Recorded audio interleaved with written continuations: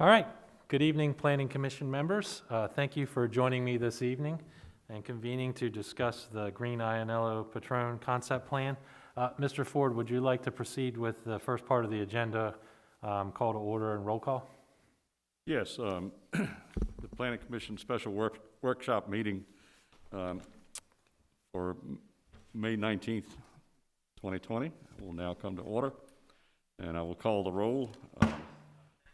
Mrs. Ware, I believe, is doing this remotely. She is not here tonight. Councilman Renziker? Yes. Mr. Hitchings? Here. Mr. Hartenstein? Here. Mrs. Shaw is also sitting out and participating remotely. Dr. Russell, the same thing. Mr. Miller? Here. And Chairman Ford is here.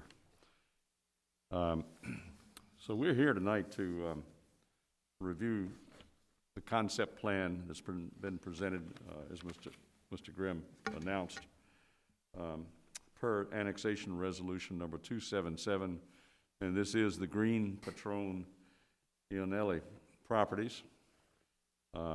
This is not a site plan review. This is merely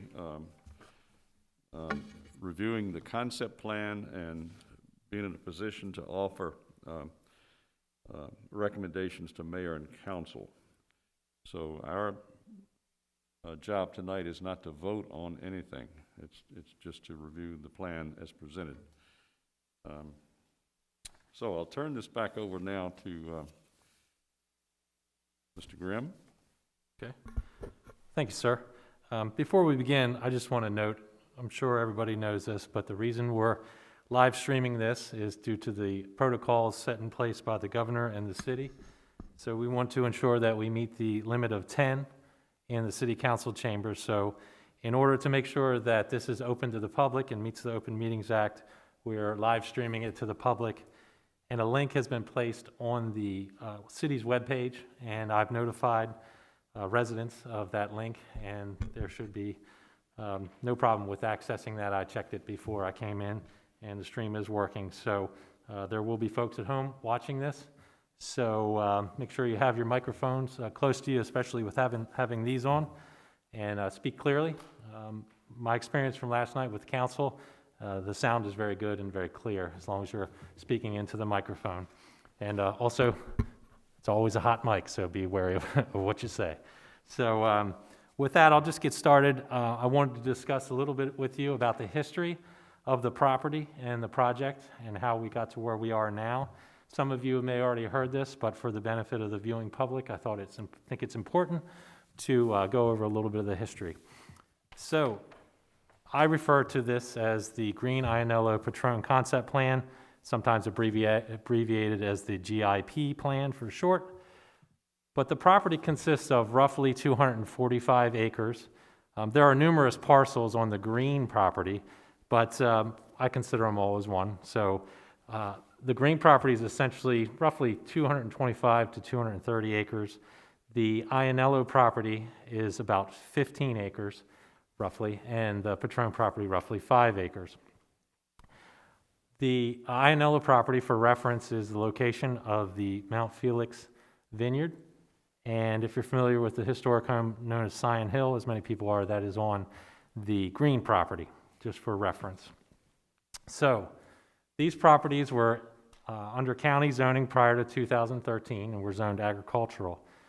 The parties came together and the city annexed them into the city limits in 2013, late December 2013, with the purpose of future development of the property. So the city has always known since 2013 that the properties would be developed. That was the intent and purpose of being annexed into the city limits, to be able to provide those properties with water and sewer service.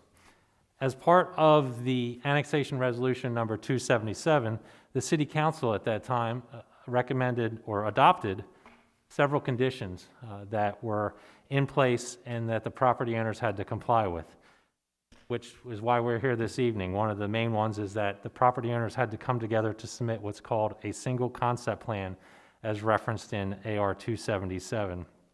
And that single concept plan was submitted several weeks ago, actually a couple months ago, but because of the state of the world, it's been delayed until this evening, so I'm glad we could finally come together. The single concept plan is at a point now where it's being reviewed by the Department of Planning, and it is the purpose of this meeting tonight to give you an opportunity as the Planning Commission to review it and provide comments to me, which will ultimately be included in my staff report, and you all are aware of the staff reports that I produce. A very similar staff report will be produced with background history and recommendations from the Department of Planning, and additional information, including what comes out of this meeting tonight, will be included and forwarded to Mayor and City Council before they have the plan come before them formally to review and then ultimately vote on that plan. So as far as process, after this evening, and I want to make clear to the viewing public, the Planning Commission will not be voting on this of approval of this project. You all are merely reviewing and recommending conditions that will be included in the staff report. So after this, I will finalize the staff report, and then that will be sent to the Mayor and City Council, and then the parties will have an opportunity to go in front of Mayor and City Council to do a presentation, much like they'll do this evening. It's my understanding all the parties are outside waiting in the parking lot to give their little presentation here this evening. So they'll do the same thing at City Council. And then City Council will act on the plan.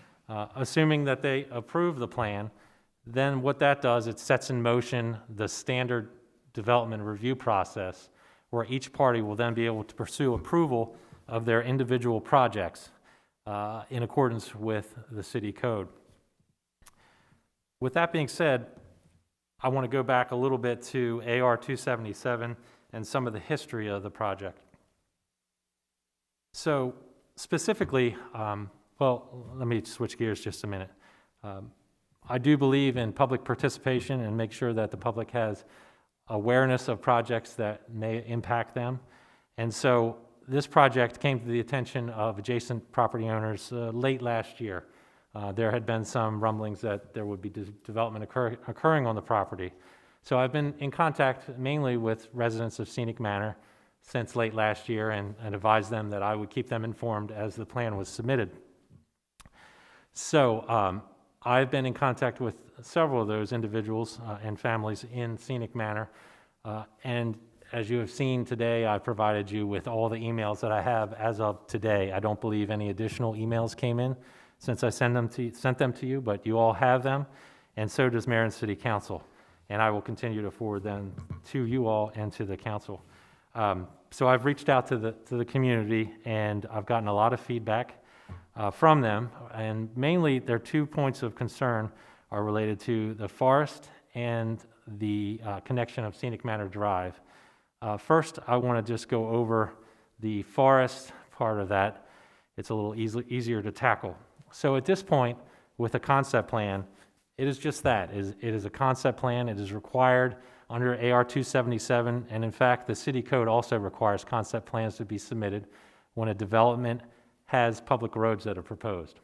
So the main purpose of the concept plan is to show the general distribution of land uses on the property, the road network that is proposed, and how infrastructure will come to serve the property.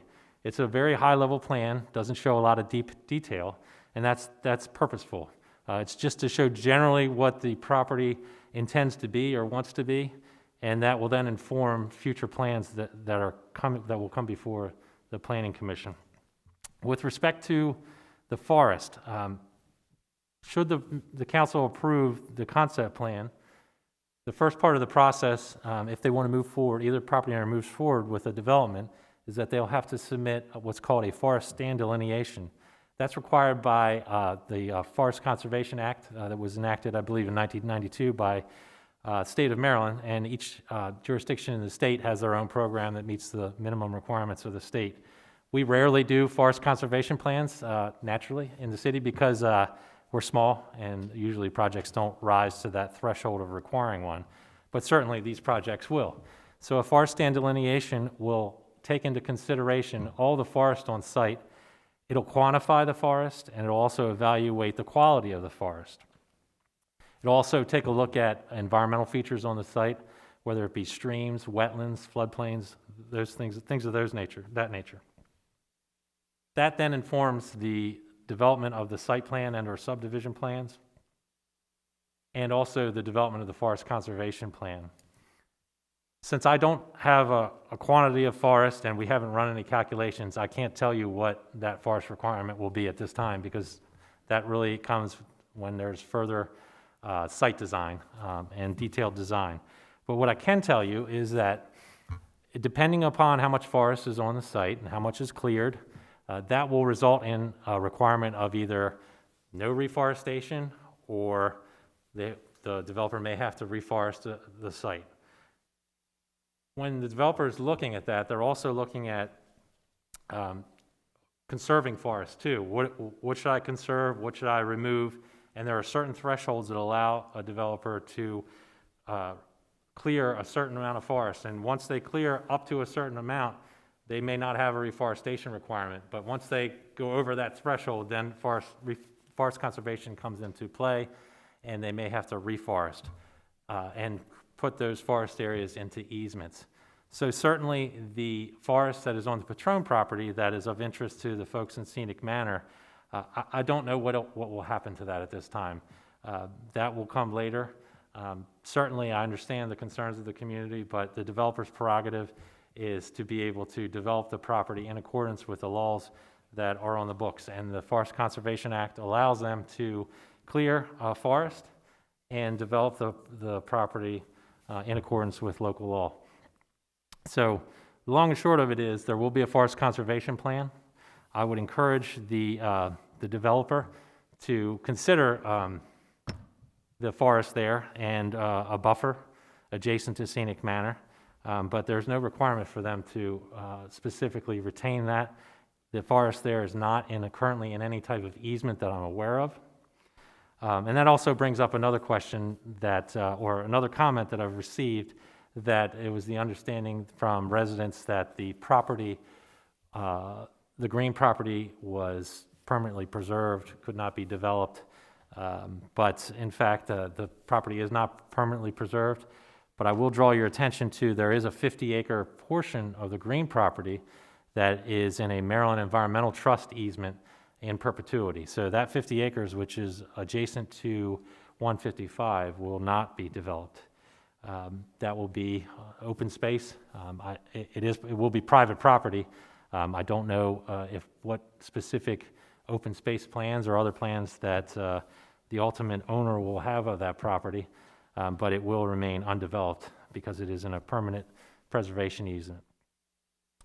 So I'll finish up, and then if you have any questions, does anybody have any questions about the forest right now? Maybe we should do it that way.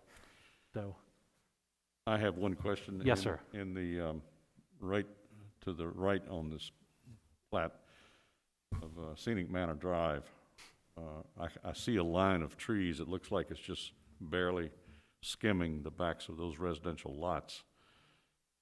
You can see the shadow of green, but then you move into the proposed development area, and everything is just washed out because it's just light blue. Mm-hmm. How far into that Patron property does that forest extend?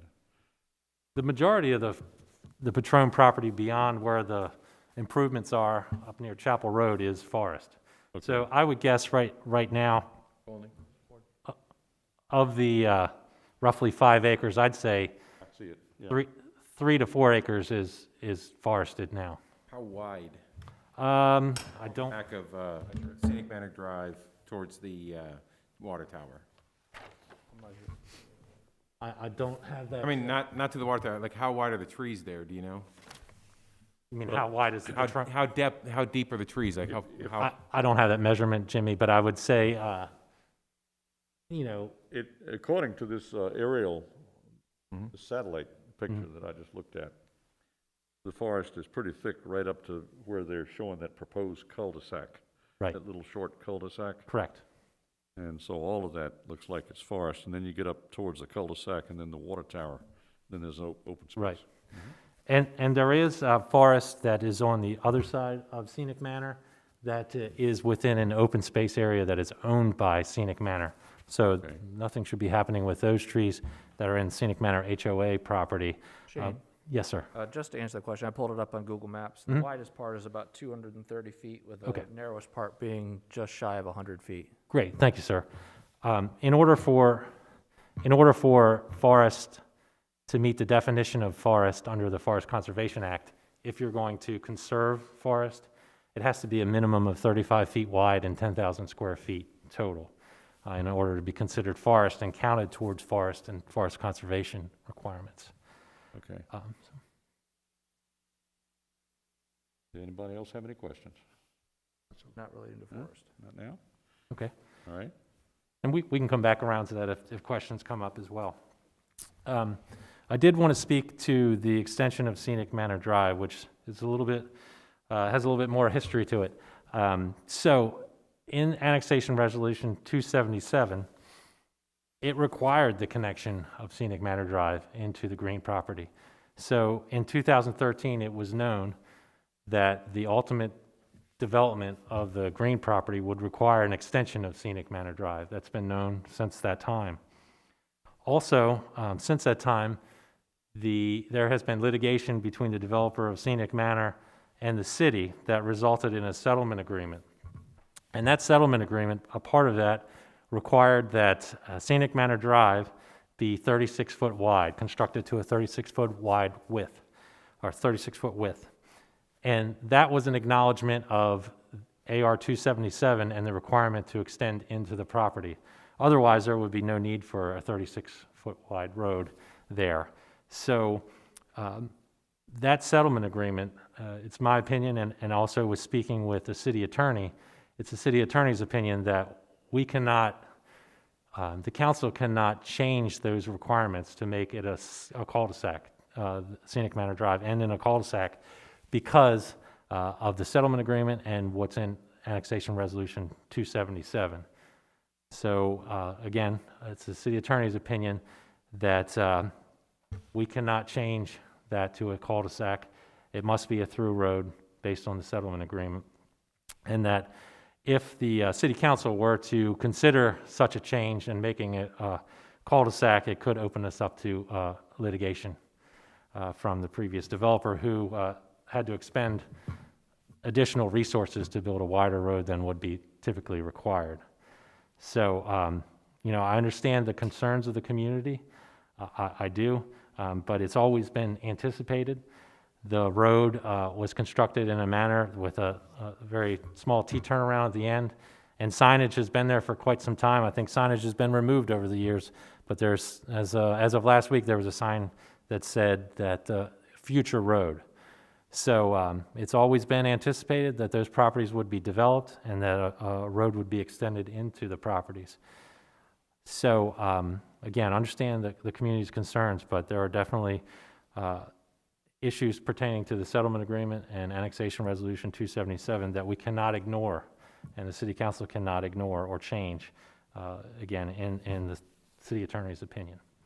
Can you describe the type of turnaround that exists there right now? I know it's not a cul-de-sac, No, it's what I would call a T-turnaround. a back and turn type thing. Yeah, T-turnarounds are typically what you find in similar roads that are intended to be extended at some point in the future. Okay. And if that road were extended to a cul-de-sac further in, then every single thing that went down that road would have to come back out that road, correct? Because it would end. For instance, if the parcel of land that's below Scenic Manor Drive, if Scenic Manor Drive extended further down and served lots just in that parcel, every single, and then had a cul-de-sac, then every single property that's in that new parcel would have to come and go back up Scenic Manor Drive. That's my point. Whereas it would seem to me that if the road continues on around and comes out somewhere else, that most of the traffic will have a route out in the other direction and will not have to traverse Scenic Manor Drive. Right. The important point to make here is that the plan proposes several access points, 3 of which are on Bully Rock Parkway and 1 which is on 155. So there's no doubt there will be more traffic on Scenic Manor Drive. I don't think anybody will argue that. Right. But it's my opinion, and as I've shared with some of the residents, that with so many access points on Bully Rock Parkway, I think we all try to take the shortest or the path of least resistance. And if you notice the circuitous nature of the road network, if I'm in the new development, I'm not going to go out of my way to go all around the circuitous network to come out. I'm going to take the path of least resistance. So again, there will be traffic on Scenic Manor Drive generated from this development, but it will not take the bulk of the traffic that will be generated by this development. And I also do want to point out that the projects that will be generated by this development will have to submit a traffic impact analysis to the city. And that traffic impact analysis will evaluate road intersections, not road segments, but road intersections. So the city, including Department of Planning and Department of Public Works, will meet at what's called a scoping meeting with the developer and the traffic consultant and representatives from the State Highway Administration, where we will scope out that traffic study and determine what intersections will be evaluated as part of the study. And when that study is completed, it will then make recommendations where there are failing intersections or the level of service has dropped and is no longer acceptable. So then that will generate mitigation, and that'll have to be approved by Department of Public Works and Department of Planning. And typically, there's negotiations on types of improvements, what improvement makes the most sense, and those types of things.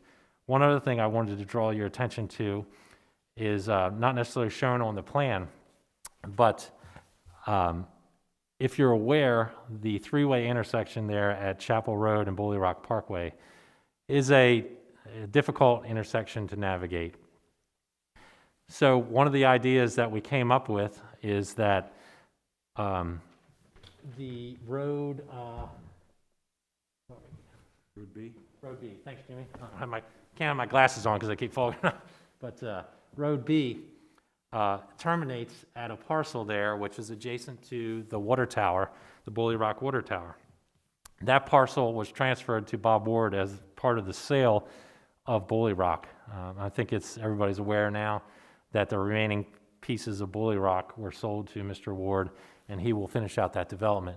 This is what I would call a residual parcel that doesn't have a significant amount of development potential, but it certainly gives us the opportunity to bring that road out and create a 4-way intersection there that would hopefully create a better intersection with more appropriate turning movements or understandable turning movements than we have there now. That's not guaranteed, but I think in my discussions with the property owners that are part of this concept plan, that they understand the merits of that and pursuing that. So in talking with the administration and Tim Woody, Director of Public Works, we certainly plan to pursue that. And I have also had preliminary discussions with Mr. Ward's team, and they have given me they have told me that they're willing to talk to the city about that, and they believe that it is a good idea. So that is something that we're going to pursue and hopefully fix that intersection. So I think that would be a big win for the community and for that intersection. Yes, sir. Mr. Grimm, wasn't there also a discussion of possibly putting a roundabout there? Yes, just preliminary at this point. I don't know what that intersection wants to be at this point. We'll have to take a look at right-of-way issues, and do we need additional right-of-way to put a roundabout in? So I don't know what that answer is yet, but that'll also a traffic study will really determine also what the appropriate intersection is there. Thank you. Mr. Grimm,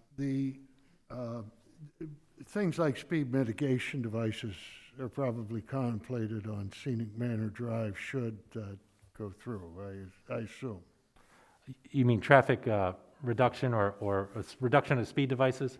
Yeah, traffic humps, that kind of thing. That is something that I would defer to Mr. Whitty on Okay. and his protocols for looking at those types of mitigation for speed or speed reduction. A second question, in reading all of the community comments, you wonder, and I've lived through this once before in my public life, whether or not Ryan has any exposure here. At Brentwood Park I chaired the county's redistricting committee, and Brentwood Park residents were guaranteed by Ryan Holmes that they would never be redistricted to another school. 2 years later, they were redistricted to another school. And, you know, I mean, they're salespeople, and there should be some accountability, some exposure to, you know, for these people, some remedial opportunity for these people to, I'm not sure they can prove their claims, but it's frustrating. I'm sure it is frustrating. And as I've said, I've spoken to a number of the residents, and they are very frustrated. I don't know what the answer is, and I don't want to speculate on that. But certainly, I've heard it from a number of residents. And Mr. Graham, if I may. Yes, sir. And Mr. Hartenstein, I tend to agree with you that there is some responsibility on the part of the sales party, but as a property owner, and I went through this with Greenway Farm when I was on council, saw it with Tidewater Drive when Tidewater Drive was finished in Bayview Estates back in the early 90s, Grace Manor Drive, Canvasback Drive, Brian Garth. Everybody was promised by the salespeople, these roads will never be completed all the way through. You know, the phrase has been around forever. Yep. It's a Russian proverb. Reagan used it best: trust but verify. When we met with the folks in Greenway Farms, you know, this stuff, these folks that bought at the end of Scenic Manor Drive where this T intersection is, they bought those homes in 2018, 2019. The stuff in the annexation agreement was public record as of 2013, 2014, and the latest amendment. So again, it's hard to bite off as a property owner to understand that you've been sold one thing when you were promised another thing. Yeah. But if you're gonna drop $400,000 or $500,000 on a house, do your homework. I have no sympathy for people when they don't do their homework.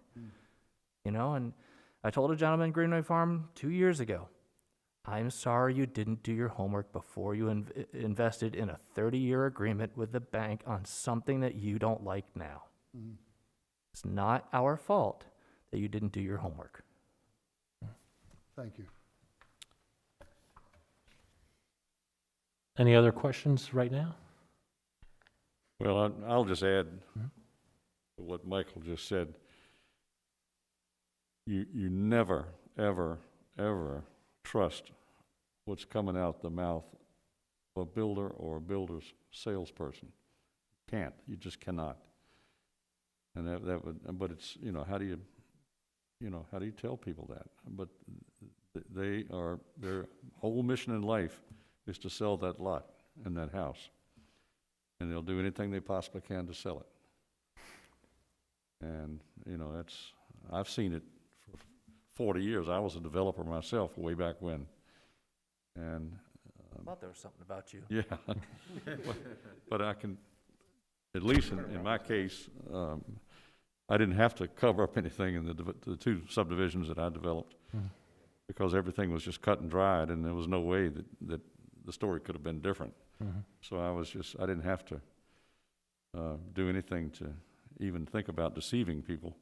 Right. But in cases like this where it's obvious that there's all this developable land just sitting right there, you know, how can you believe that sort of thing when it comes out of their mouth? You know, how can you possibly believe it?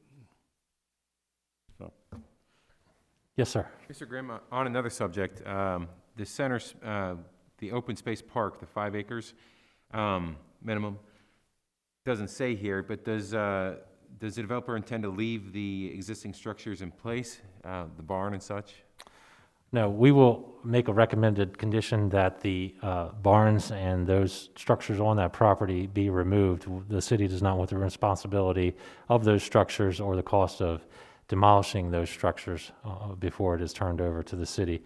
And if I may elaborate on a little bit more, the park itself, as described in the resolution, is just a passive park. There is no requirement of the developer to improve it to be ball fields or anything like that. It is intended to be a passive park that will be dedicated to the city of Havre de Grace and will be open and accessible to any resident of Havre de Grace, or really anybody. But Scenic Manor folks will be able to enjoy that passive open space area as well. So it'll be a public park. Thank you, sir. But, Mr. Grimm, is the house, the mansion house on that property not a historical, registered historical location? That house will remain. Oh, Right, okay. so as of right now, with the plans as presented, and again, it's just a concept plan, Scion Hill and Mount Felix are both shown on the plan as registered, National Register of Historic Sites. But I want to be clear, these are very important historical buildings in Havre de Grace, but they are under no easements, they are under no specific protections that require the developer to keep the buildings. I believe that it is the intent of the property owners to maintain those buildings and utilize those buildings for a good use or adaptive reuse and promote the history of Havre de Grace, specifically through Scion Hill. But at this time, I do not know what the ultimate end use of those buildings will be.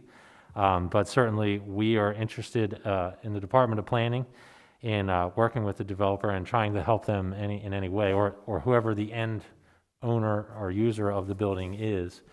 Again, I'm specifically referencing Scion Hill, that certainly the Department of Planning wants to see a nice adaptive reuse of the property that respects the heritage and history of the property. And to that end, we will assist anybody that was looking to do that with the property. So are you saying that the current use of that building it's a dedicated open space park? Mm-hmm. But a family lives there and they have a commercial enterprise there? Yeah, so let me clarify for you, Warren, a little bit. So the plan shows the park adjacent to the Ionello property. Yeah. And the barns that are shown on the open space park, and when Mr. Green comes in to speak, he can make sure that I am correct on this, because it's a little unclear on here, but to the best of my knowledge, the barns that are on there are all part of Mr. Green's property. They come very close to the Ionello property, and they are leased to the Keys family for their dairying operation. So to the best of my knowledge right now, and again, I'll clarify with Mr. Green and Mr. Ionello, I don't believe any of Mr. Ionello's structures that he currently owns on his property are shown on that park. To the best of my knowledge, on some very, very preliminary plans previously that Mr. Ionello has shared, he intends to maintain Mount Felix. But again, there is no specific protections on those properties. But in getting to know both the property owners, I believe that they're very interested in seeing those properties and those structures maintained. It's a side issue, but one thing, in Havre de Grace, I believe you can pay a $250 permit fee and tear down any historic structure. That's wrong. It's really sad in a city that celebrates its history in the way we do. Mm-hmm. Anyway, editorial comment. I've got a long career ahead of me, Warren, so I've got plenty to do. But duly noted, understood. Yes, sir.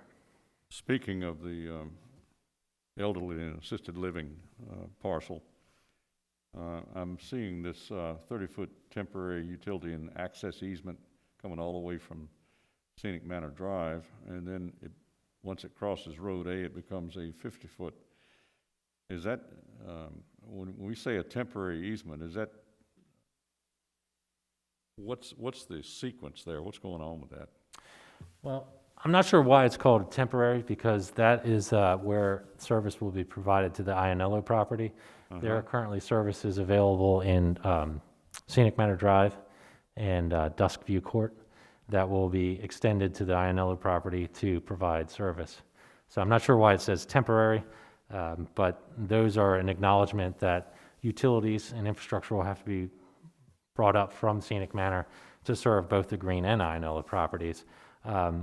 That easement is shown on here. Anything that's shown on this concept plan is subject to, for lack of a better word, tweaking.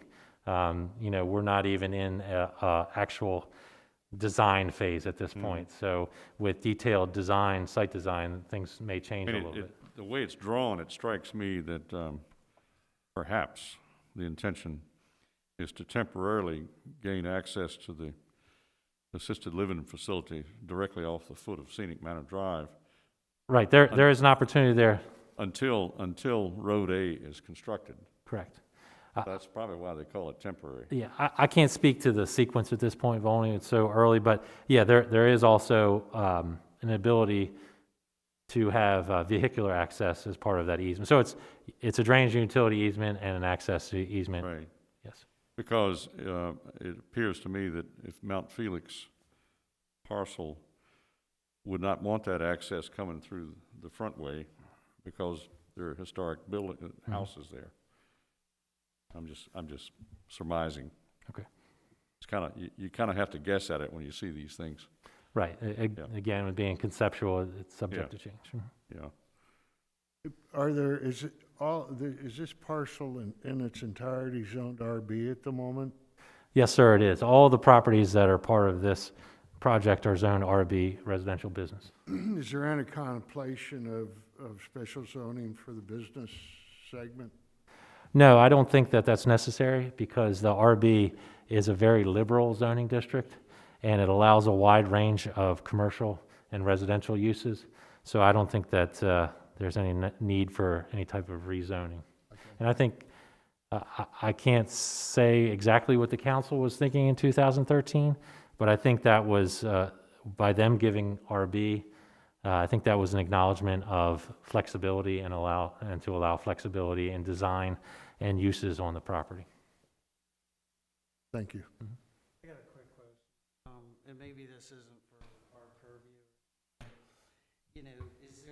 Is there some specific story about, why this environmental trust area is in perpetuity here? Was there something granted to this property that made that happen? And is it right there, or is this where they decided to put 50 acres? Could have been somewhere else. Well, Is that I believe I know, but again, I'll defer to Mr. Green and his family's reasoning why they did that. I believe it was done because that 50 acres is directly across from the front of Scion Hill, and I think the purpose was to preserve the context and the view shed to the bay. So I think that's why they chose that 50 acres. and The council's doing it everywhere. another question that always occurs to me. I've seen something about number of units. Do we know what kind of units are proposed? Are they single family or condos? Are they townhomes? Are they mixed? Has anything like that been talked about? Not in any detail. The RB district allows a wide range of residential uses, and I can't speculate at this point on what ultimately they will decide on residential uses, but I would suspect that there will be a mix of uses, meaning a mix of singles and towns. On the Ionello property, there could be apartments, but I can't tell you density at this point or the types of uses. All I can tell you is that the RB does allow for those types of uses. If I may, could you speak into the microphone? People can't hear. didn't know that, that are sorry. watching. Okay, so the next question I would have then that would, of course, go along with that is, You might need to pull that a little bit closer still, Harry. where are these kids gonna go to school? These kids, well, you should know better than I. You work with. Actually, I don't know, that's I'm kidding. I'm that's kidding. why I'm asking. No, I'm kidding. So these kids will, to my knowledge, go to Meadowvale for elementary school, and of course they would go to the new Havre de Grace Middle High School. So the Chapel Road, Bully Rock Parkway's the dividing line between Meadowvale and Havre de Grace Elementary? I'm sorry, Harry. I don't have that in front of me right now, and I can't visualize that breakdown of those school district boundaries. I think you got to go down a little bit further to the dividing line where kids go to Havre de Grace Elementary School. Well, I think everybody in Bully Rock goes to Havre de Grace Elementary, and then, I think it could be Chapel. Might be the dividing line. I apologize. I just don't have that with me right now. fair enough. If I'm correct, I think the people in Scenic Manor go to Havre Grace Elementary. Okay. Yeah, I'll check that for you. I believed it was Meadowvale, but I'll check on that. And it would be good to know, because I'm not sure what the capacity is at Meadowvale right now. The capacity at Meadowvale right now is, I believe it's in the high 80s, low 90s. It's not over 100% capacity. Havre de Grace is, Havre de Grace Elementary School is, and is projected to be the next couple of years. We have met with the Board of Education and let them know that we have several large projects coming into the city and that they should be aware of that as far as capacity issues. So the Board of Education is aware of these projects and the potential impact that they could have on the school system. One other question, this from me anyway. The Susquehanna Heritage Greenway Trail is described as a 6-foot wide pavement, continuous pavement trail. And it's shown as going down one side of each of these roads as it passes through a residential area, an RB area that's designated at this sitting for residential. How does that work when it's passing right in front of somebody's front yard? I mean, is that, you have a street, a curbing, and then you have what amounts to a super wide sidewalk? I haven't seen any design plans yet for how they would accomplish that, and this is a very preliminary Yeah. route across the property. Again, the same with the roads and infrastructure, that detailed design and engineering will dictate the path that it'll take and where it'll go. Sure. Certainly, I would expect that the plan will be shown on a plan that'll be shown in a sales trailer and things like that, so that if you're purchasing a property, you'll be able to see the plan. And of course, we'll have the plan available at City Hall. But at this point, I don't know exactly how that trail will come across. And most trails run behind properties. And, Right. You know, and down ravines and things like that. Right. We need to make sure that the trail is accessible. Okay. Grades are accessible and that it's accessible to everybody. And that'll all be taken into consideration with the design. Sure. To follow on to Volney's question, it seemed to me more logical for a trail, which is related to nature, come down Road A and go along the perpetual open space area, rather than in the populated area. Mm-hmm. Anyway. Well, I think that annexation resolution, if you go back and read it, it was very specific about where the trail was going to start and stop. Right. It was interesting, all the specificities that were in that resolution. And I want to point out that today's sitting council is not the same council that did all this stuff, and today's administration is not the same administration. It's, you know, today we're having to live with stuff that was set in stone some years ago. So, Mr. Ford, you're saying that given the resolution, it would be impossible to contemplate rather than running it along Road C to Road D, it would be impossible to run it down Road A and along the Greenway. Is it that specific within the resolution? It says in the resolution, and I'm paraphrasing, a 6-foot wide trail from Route 155 to the closest point to Chapel Road within this area. And it has to start on 155 and it has to end as close as you can get it to Chapel Road. And you can count that 6-foot wide easement, if you want to call it that, as part of the open space requirement. Right, there is a significant open space requirement for the overall project that Right. results in roughly, I think, 60 acres. 50 acres of that is met by the Maryland Environmental Trust easement, which we allow that to be credited towards that. And then the trail can be credited towards that, the 5-acre open space that's required. And then when I looked at it, there was maybe a couple acres that still needed to be met, which typically would be met in a project like this through other open space areas and pocket parks and things like that. So, but they'll have to demonstrate that on their plans when they're submitted, how they're meeting those requirements. Shane? Yes, sir. Just to clarify, the question from Mr. Miller earlier on the elementary schools, per the Harvard County Public Schools final redistricting maps, which they have available on their website, they will go to Meadowvale. Okay, thank you. You're welcome. I do want to note, Mr. Hitchings, that again, with the discussions that we had with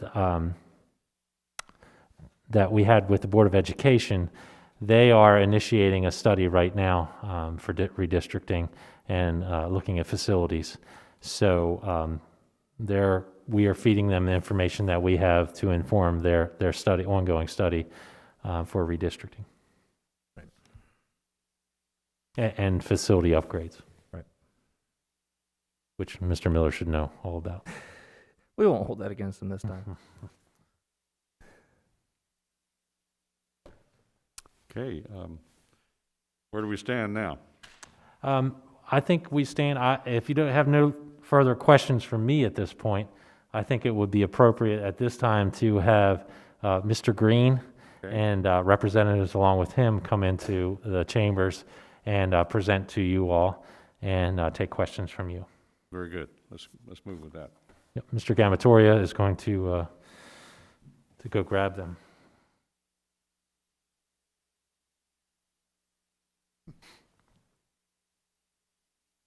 I feel like I'm at the OK Corral, Volney. I hope our audience has patience as we wait for each person to file in.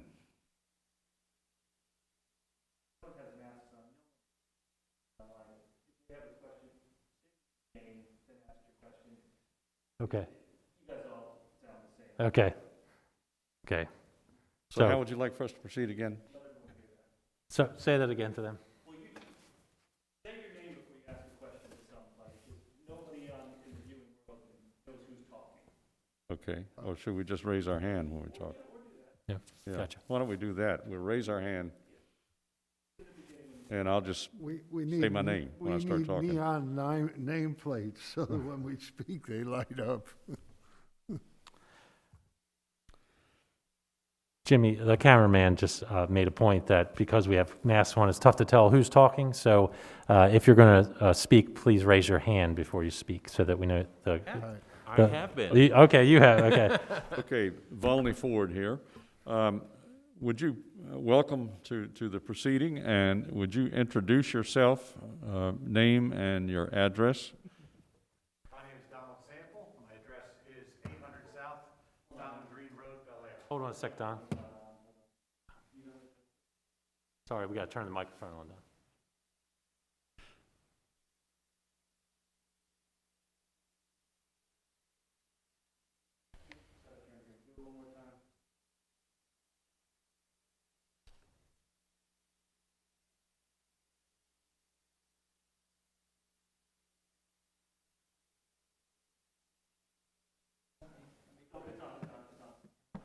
Okay, if I you think would we're ready repeat, now, though. please, your name and address, sir. Donald Sample, 800 South Fountain Green Road, Bel Air, Maryland. Okay, and sir? Jonathan Green, 2026 Level Road, Havre, Grace. Nice to see you again, Mr. Green. Nice to see you too. All right, who would like to go first? I will, sir. All right, Thank you for making accommodations and allowing us to present this evening. Jonathan and I have been working together for roughly a year in preparation of this event, so it's a nice milestone. We appreciate Shane's efforts and everything that the staff has done to facilitate this work so far. And when we finish our remarks, we'll leave, and I believe Mr. Iannello and his engineer will be coming in next to speak on behalf of their interests, and then Terrence Nolan on behalf of the estate of Mrs. Patron. So our purpose is really to speak briefly about the single concept plan and how it satisfies the various resolutions or requirements of the Annexation Resolution 277, and then we welcome your questions when we finish. As you can see on the slide, we have the city zoning map up there, and our property is highlighted in purple with the RB zoning at the north of the, closest to the I-95 interchange off of Level Road. And that encompasses the Patron property, the Iannello property, and all of the Green family properties. The plan is going to, if you could switch to the next slide. These are the various conditions of the resolution, just boiled down to individual bullet points. And these conditions are also stated on the plan document itself. The plan will exceed the open space requirement of 61 acres, 1/4 of the land mass set aside as open space. And if you'd like to go to the plan itself, I won't read these conditions. You have a copy of them. And they, as I said, they are on the plan in the upper right-hand corner. So in the lower left-hand portion of the property, you see that large green section. That is an area of 50 acres set aside with a Maryland Environmental Trust easement. And that land and the green 5-acre parcel in the center, which we're offering as a public park location per the resolution, those two portions of the property at 55 acres go a long way towards satisfying the overall 61-acre requirement. And as we move through various development phases of the site, additional open space areas will be set aside for stormwater management, as well as the lower Susquehanna Trail connection. So we're quite confident that the plan will far exceed the required 61 acres of open space. Sir, could you speak up a little bit more and into the microphone? They can't hear you online. That's what I'm hearing. Okay. Thank you, sir. Given the distance, is it possible that I take the mask off, or? Yeah, by all means. Yeah, please do. Thank you. The resolution also calls for a 1/3, 2/3 mix of residential and business uses. We've illustrated that by displaying the residential uses in light blue, the business uses in the tan shaded area, and then in the purple shade to the right side of your screen is an area that we've identified where some future combination of that residential and business use will allow us to achieve the 1/3, 2/3 balance.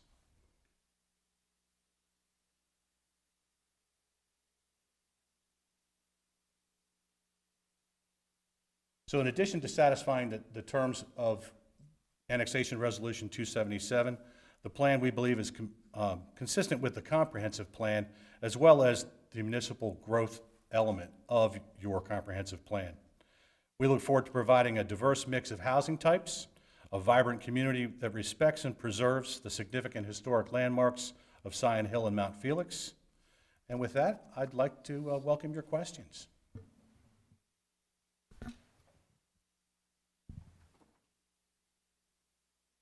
If I may.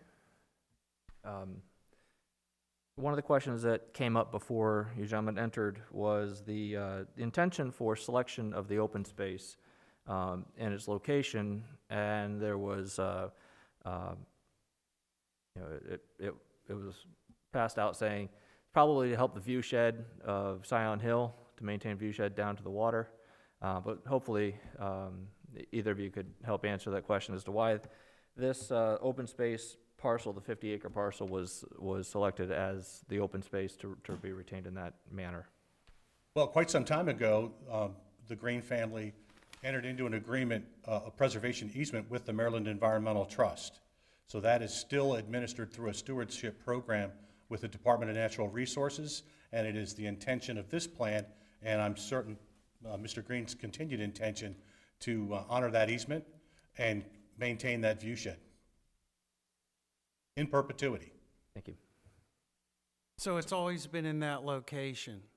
Yes. Okay. It was originally established in that location for the express purpose of protecting the view shed. Yep. Thank you. So it's a couple of page document. I suspect Shane probably has it on file. Yeah, and I'm sure he'd be happy to share it with you. Sir, Jim Ringsocker, and this will be continued to be farmed? Is that the intent of that property? Are they going to make that into park space? Did I miss that? The Maryland Environmental Trust, we've had conversations with them and their stewardship director, a gentleman by the name of John Chapman.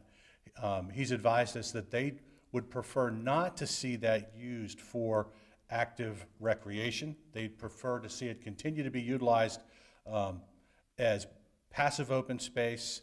They welcome the continued use in agriculture, but there's no long-term obligation for it to be farmed. Okay. Yes, sir. Falling forward here.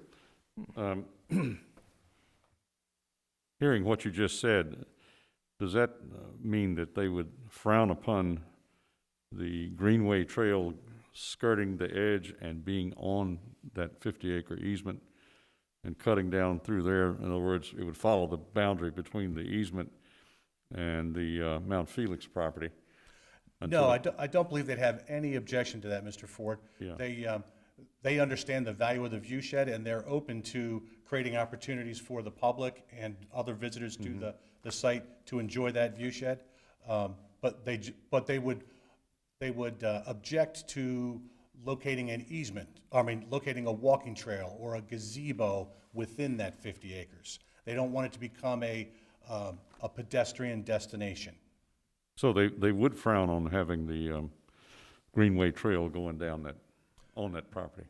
Well, no, they won't mind the trail being adjacent to it and giving people using that trail the opportunity to enjoy that view shed, but they don't want those people entering upon that 50-acre site. Okay, because I guess on this this concept plan, you're showing the trail going up Road D, and it looks like it's right on the line. I couldn't tell if it was on the environmental easement or if it was on the road right away. It'll be within the right-of-way portion. Okay. Yes, it will not be on the easement portion. Got it. Any other questions? Warren Hardenstein here. What's the contemplated eventuality for the Mount Felix uses in the open space park? Will the commercial activity continue, or? It'd be best if I allowed Mr. Iannello, the owner of Mount Felix, who's Okay. waiting outside, to address that. There are 3 property owners with us tonight, and we're representing the interests of the Green family. Okay. So we could address any questions about Scion Hill. But isn't the open space park green property? The open space park, the 5 acres of open space I is think the that's what green he was property. referring to. But the Mount Felix house Sure. is on the Iannello property. Understand that? yeah. Yes. Mr. Ford, if I may, yes. Yes. Don, I don't know if I'm sure you're watching it in the car. Can you, or Mr. Green, can you confirm, the question came up, are the structures, the barns and other agricultural structures that are shown in the open space area, none of those are on Mr. Iannello's property. Those are all structures that are contained within your property that you own, correct? Yes, they are. That is correct, yeah. Thank you for clarifying. And one of the intentions, although it will depend very much on the city's desires, is that those buildings could be proffered and made available for agritourism, so that If the current agricultural uses ceased in terms of the dairy operations long-term, those buildings could be repurposed and become something more akin to the facilities at Harford County's Equestrian Center, where public gatherings can take place, where events can be facilitated that are still oriented and wrapped around agritourism, such as the vineyard, creamery activities, products could be sold in farm market fashion. It'd be an excellent adaptive reuse. Or more like Stepping Stone Museum. That's a great example, sir, yeah. Okay, any other questions? Well, thank you so much for appearing before us. Are we to offer other people to make comments? How does this work? Yes, sir. So after they exit the chambers, if you don't have any more questions, or Mr. Green, do you have any statements that you'd like to make? Well, yeah, I just would like to thank you all for, letting us come in today and meet with you under these circumstances. We really appreciate it. Thank you for coming. Good to see you again. Good to see you. All right. Okay, Shane again speaking. So at this point, if you wouldn't mind leaving chambers, Mr. Gamatorio will escort you out, and we will have Mr. Ianello and his representative come in the building.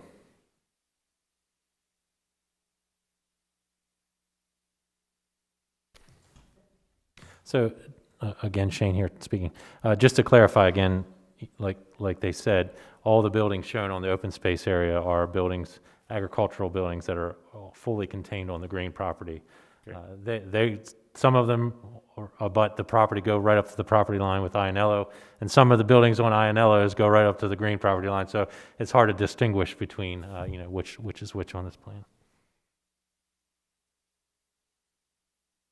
It's amazing with all this land, how all those buildings just suddenly just knotted together right there and almost touching each other.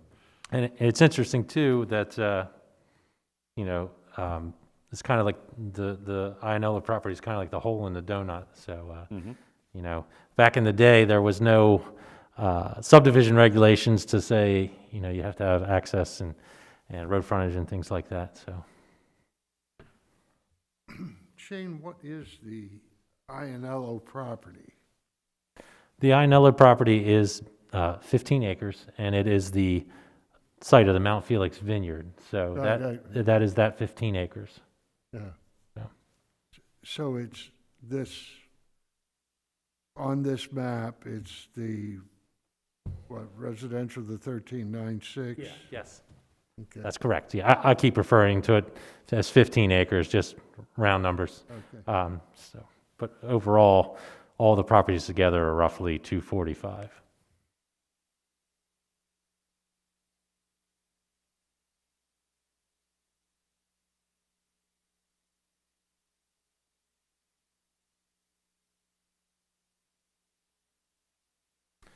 I think hopefully the next time we meet, we won't have to worry about. I think we'll still be socially distancing, but not having these on, hopefully. Hopefully, It is a challenge. yes.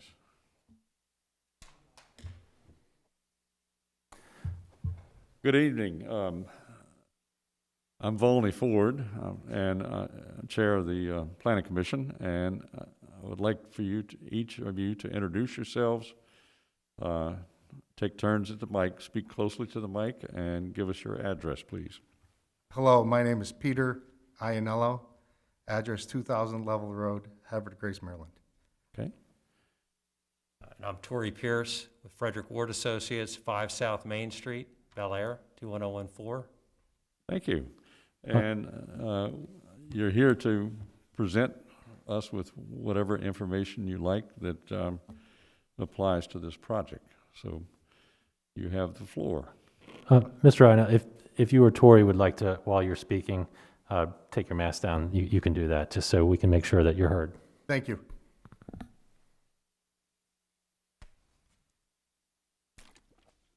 Thank you very much for allowing us to introduce ourselves, our project to this esteemed body. We appreciate it very much.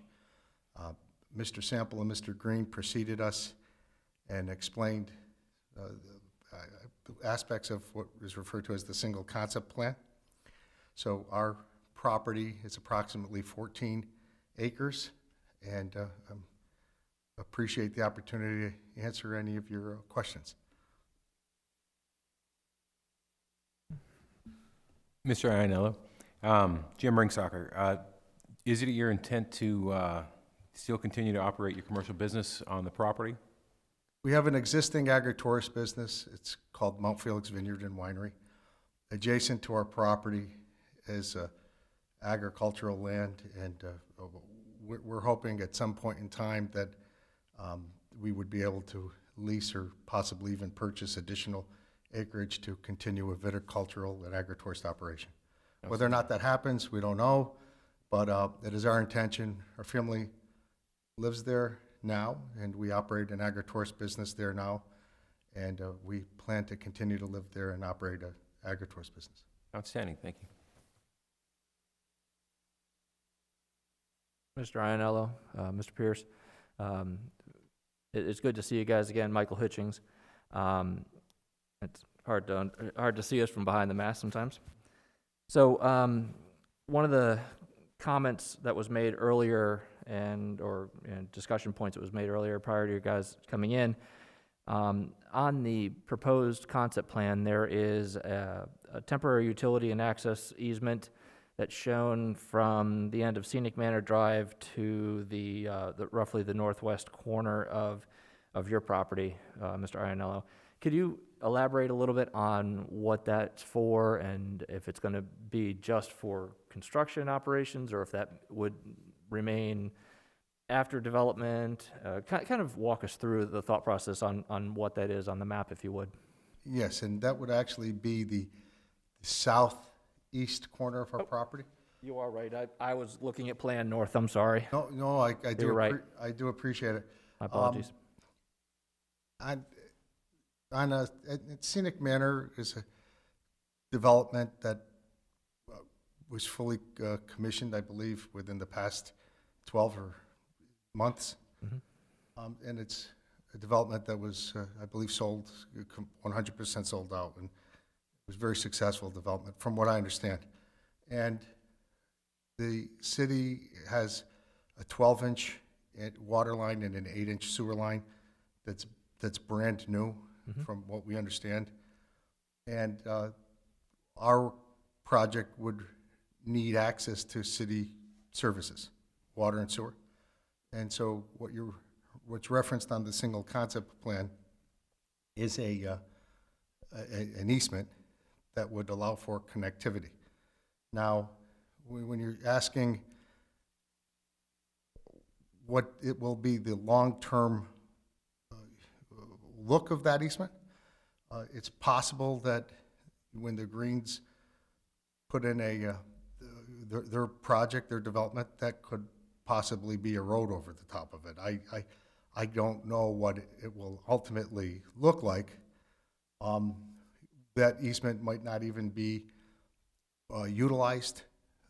For example, the single concept plan shows a road, and the preferred approach would be, once that road was constructed, that we would use that road bed for for the connectivity to our property to city services. Okay. So in summary, you're seeing the single concept plan, as shown here, depicts two things as it relates to connecting to city water services. Number one is what could be a temporary utility easement that would allow for our property, Mount Felix, to access city services. And number two, you're seeing a road that would be permanent. To the extent that the Mount Felix development proceeded before the Greens development, we would elect to use that temporary easement. And then it would ultimately be decommissioned when a permanent access was provided, and that would be coordinated with, obviously, the city Department of Public Works and the Greens, and the manner in which it's prescribed that we should be accessing city services. Thank you, Peter. Shane, if I may add, I think that strip, at least connecting from Road A to the back end of the Mount Felix property, I believe it's shown that it's going to be retained in perpetuity, and I think that's really important to maintain. I know in some of the other developments that we've considered in the city and that are already in existence, there are kind of those back door entrances, especially for fire and emergency, where you might have a hardscaped green area, so you might have pavers underneath that have grass grown over, but it allows a fire truck to get through, so you have access where you're not counting on one entrance, one right-of-way to be able to get into possibly a high-density development area, and it Yeah, helps that's what- mitigate the risk. So two things. So number one is, and I appreciate what you're saying, so the first part was city water and sewer services for the temporary easement. But number two, in terms of access for vehicular traffic, that would be a permanent Okay, thank you. Yeah. road that would connect to the Green Road. That would be permanent. Excellent. Thank you. You're welcome. Appreciate the clarification. Mr. Ford, if I may, just to follow up on Mr. Hitchings. So Shane speaking again. So the city council adopted a new subdivision ordinance, and we were very careful in that ordinance to make sure that fire and EMS was taken into consideration in subdivision approvals, and that they meet the required turning radiuses, and that to ensure where it wasn't quite clear before that any subdivision, any roads in a subdivision must meet the Harford County Road Code standards for widths, emergency access, the number of units on one access point, those types of things. So the city has made that a priority now to make sure that we have interparcel connectivity and emergency access, and to ensure that our fire apparatus, EMS apparatus, can safely and efficiently access properties. Excellent. Thank you. Mr. Ionella, Volney Ford here. So are we to understand that your vision as of now is to have the principal entrance to the proposed housing for elderly and assisted living would be coming in from that back end, whether it comes all the way from Scenic Manor or whether it comes from Road A? No, sir. And thank you for asking that question, so I may clarify. The primary entrance to Mount Felix project would be off of Route 155, So, vis-a-vis what is represented as a 70-foot wide, what would be a road that would be dedicated to the city. The property currently enjoys a 50-foot wide easement. So that would be the means of primary entrance to the property.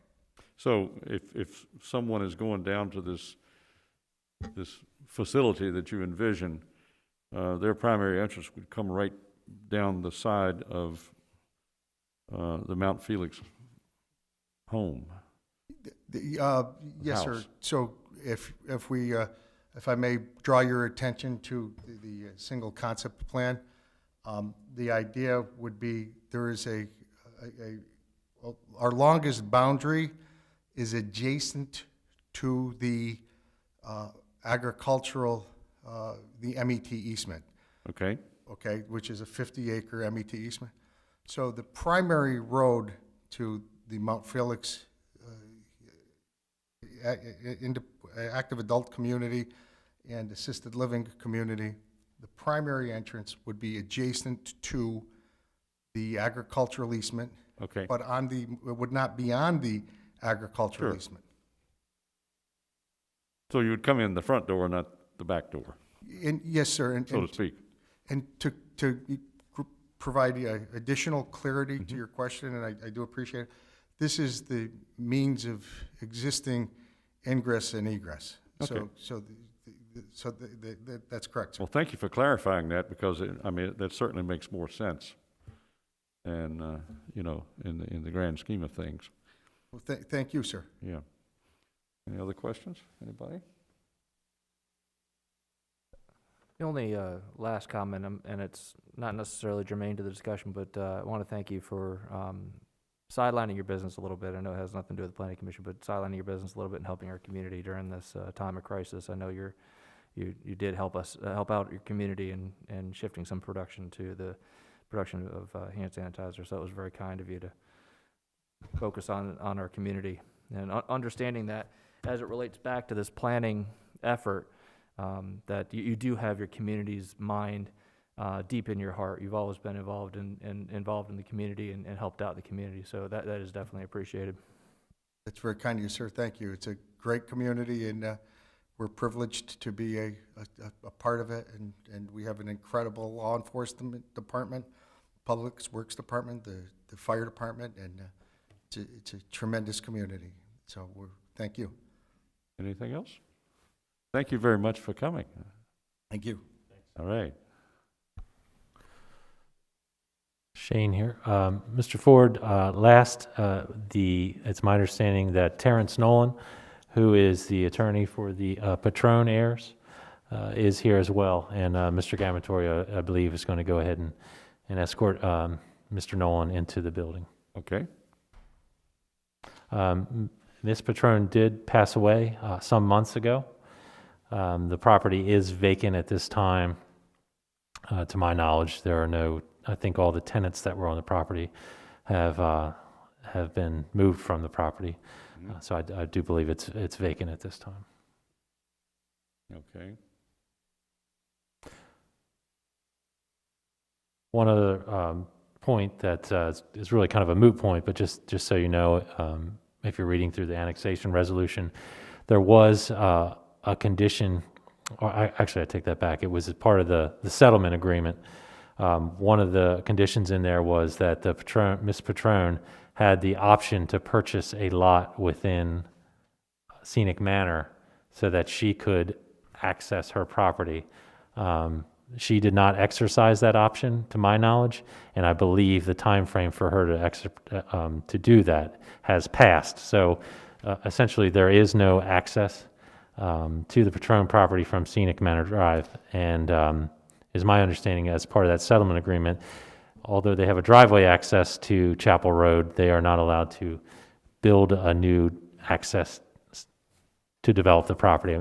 It's only 5 acres, but because of that settlement agreement, I don't believe they have any right to be able to access for more driveways or road or anything like that. I'm not sure I understand the last part. What does that allow her to, or her estate to do? Not much, because of that denial of access.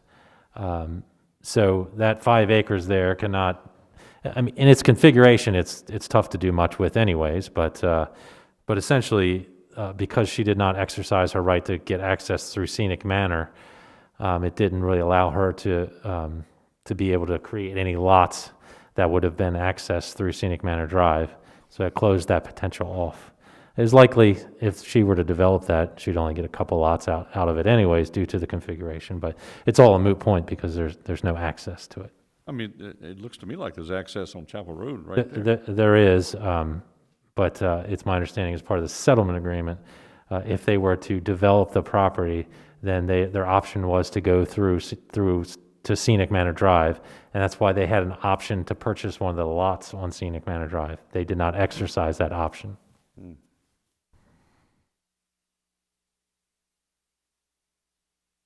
So if the green interests decided to take Road B and ride it tight to the property line all the way down,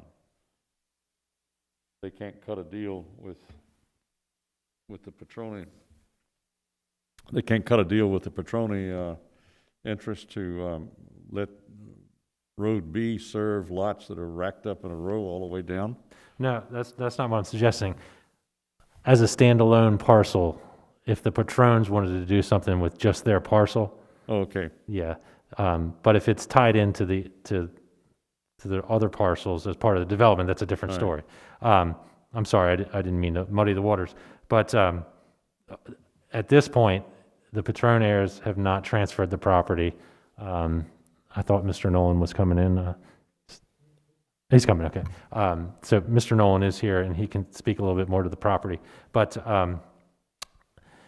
so, getting back to my point, they still retain the property, and so the final disposition of the property and whether it's transferred or not has not been I see. determined. All right. This is quite a puzzle.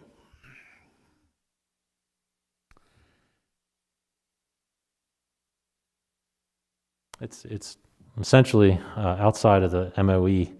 It's the last large undeveloped parcel currently within the city of Havre de Grace. Uh-huh. Hello. Prior to this time in our lives, you walk into a room full of masked men and you sort of wonder why you're there and what you're doing here. My name is Terry Nolan. You may take your mask down, Mr. Nolan. Sometimes it's difficult. There you go. Very good. I'm an attorney. 25 years ago, I met a woman named Charlotte Patron, lived across the street from me. She grew up in this county on that little chunk of land in the top left side of your the exhibit that we have up there. She was a civil engineer by training, and she worked hard on designing that cul-de-sac in a way that maximized the number of building lots that were available on that piece of land. And she recently passed, just 2 daughters, Natalie and Charlotte. And I'm here, we have a sales contract with Peter Anello. Ultimately, we plan to sell this piece of property to him at the proper time. But at the moment, that sale hasn't occurred, and I'm here to advocate on behalf of those kids and the estate. And we think that this is a marvelous project. We think that it will generate tremendous tax revenue for your city. And I don't know if all of you have been to this piece of land, but it sort of slopes down and you can see the river. And if the houses are planned right, everybody will be able to see the river. And you know, if you do 3-story condos at the ridgeline, then you're not going to have everybody seeing the river. So that's beyond my pay grade. But what's not beyond my pay grade is comedy of these parties, peace and love, above ground and below ground, is best served, I think, by this board recommending that at number 9 of the tiny little print up in the corner there that even a lawyer has trouble reading. But here's some language that I think would be best to go in there. All needed public and private easements, right-of-ways, and utility connections shall be granted at no cost without connection fees, use charges, or other expenses to the connecting parties other than those imposed by the city of Havre de Grace. And if that went into this single concept plan, it would ensure that everybody lines up their sidewalks the same way, and everybody lines up their sewer pipes the same place, and they don't charge $500,000 to connect to any of this, which is all silly. We're all building new stuff. If you need a 3-foot valve, get it put in there, in the plans, so everybody's happy. And you have minimum problems and maximum flow through here. So that said, you know, that's my recommendation that you pass along to the mayor and the council. And I really don't have any answers outside of my own lane, but questions? All right. No? It's, Mr. Chairman, thank you so much for taking the time to come and appear in front of us. Mr. Ford, it was my pleasure. Thank you. Thank you. Good night, gentlemen. Oh, man, this is great. All you need is a hook. Thank you. Bring the gong. Okay, Mr. Ford, if I may. Yes. So we've made it through the agenda as I established with our protocols. So what I envision at this point is we've all got an opportunity to hear from all the parties. You have the information in front of you that I've given to you, the emails from adjacent neighbors. Certainly you all may have some ideas or recommendations. So Now is the time that if you'd like to discuss some recommendations that the Planning Commission may have that I can pass along to the mayor and city council, you can discuss that now. What I would ask is that as soon as possible, you, Mr. Chair, Mr. Ford, put together a brief memo summarizing the Planning Commission's recommendations, or I can work to get that together for you with your approval. So, however you would like to handle that is fine with me. But if you'd like to discuss, Well, I think between the minutes of this proceeding and what we've all heard from each other and from the people that presented to us, that we're going to need to together create that memorandum. Mhm. And then we're going to need to pass it back to the individual commissioners to make sure they're comfortable with it. And then we'll ship it off to the city council. Okay. And so it'll have to be a collaborative effort Understood. between you and I and the minutes, the recorded minutes.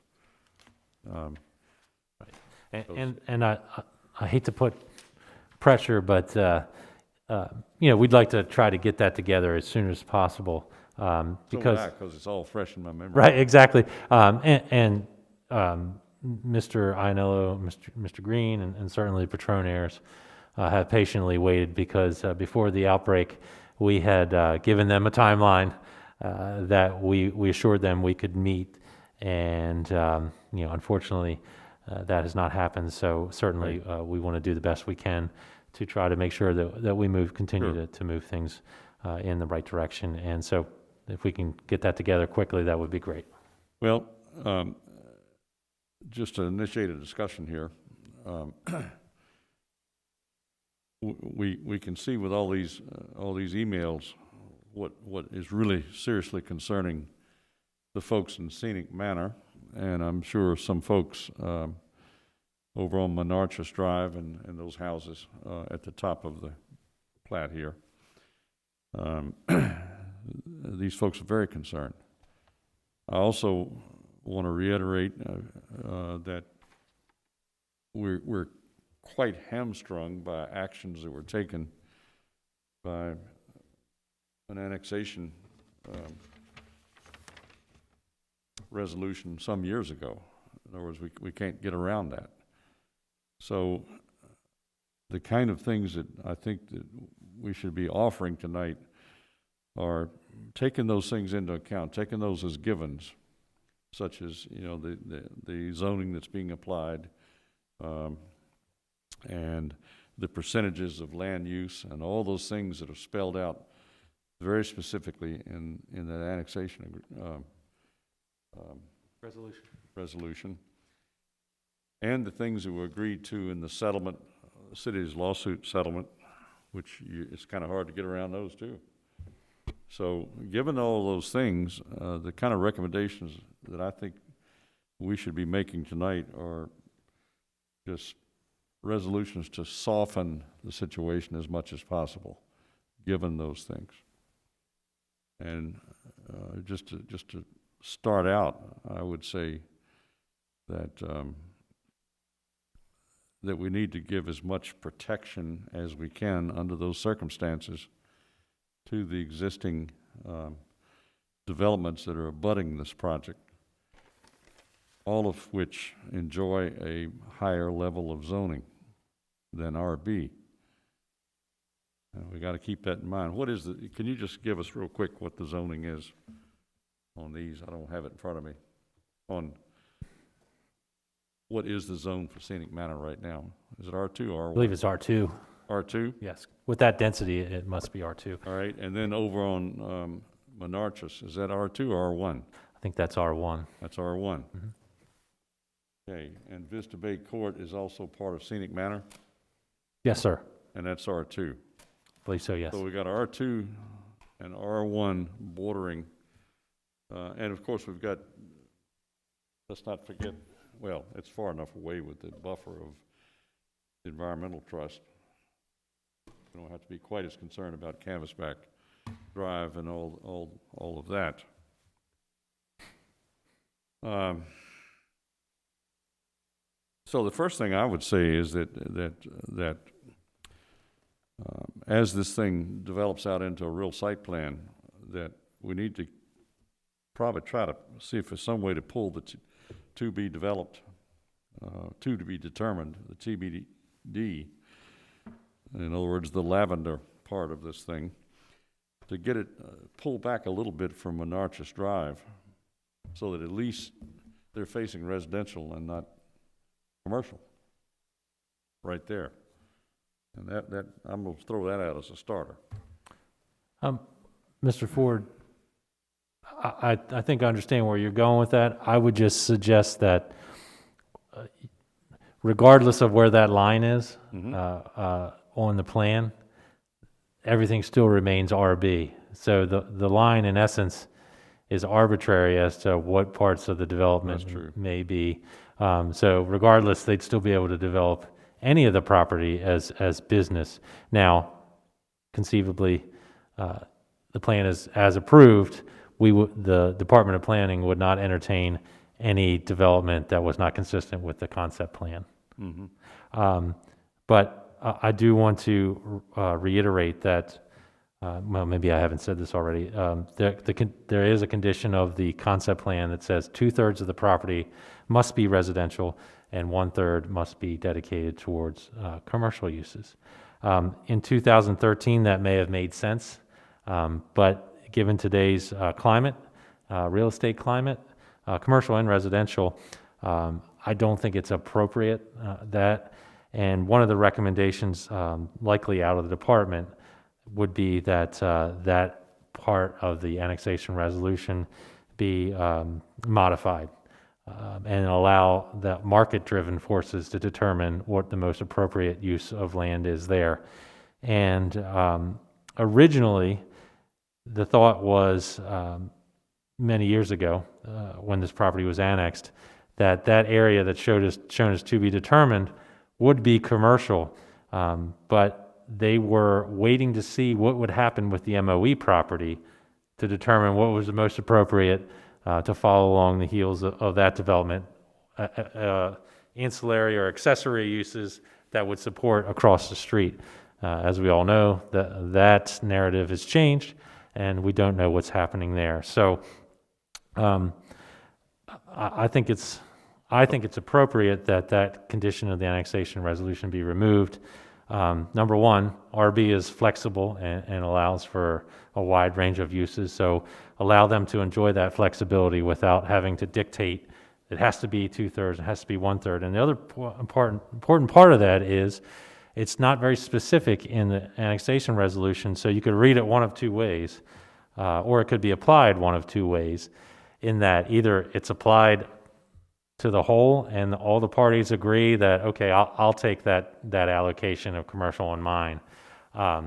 Otherwise, if they don't agree, then it has to be 1/3 dedicated on the green property towards commercial uses and 1/3 on the Ionello property for new commercial uses. And quite frankly, outside of the winery, which is, couldn't be a more appropriate location for a winery, but it's not an appropriate location in the center of that property for other commercial uses. So it wouldn't be, I don't think, appropriate to saddle Mr. Ionello with a 1/3 requirement on his property when it's unlikely that it would have commercial use. Well, normally when you have an RB district, the owner of the property can do anything that fits RB on that property. They could take this entire property, except for the environmental trust, and they could turn it all commercial if they didn't have that percentage requirement. That's correct. If they didn't have the concept plan. But once you have a percentage split requirement in the annexation agreement, then you've got a lot more control. Now, we might not be happy with what the percentages are. They might not make as much sense today as they did then.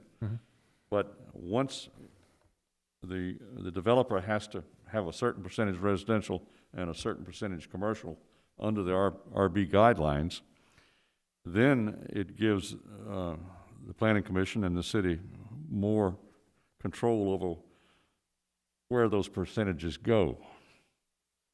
Whereas if you wiped out the percentage requirement, we would really have no control over where it goes. You follow me? I'm not sure I follow you. Well, The percentages aren't dictated by the RB district. They're dictated by the annexation. I know, but that's what we're working under. That's my point.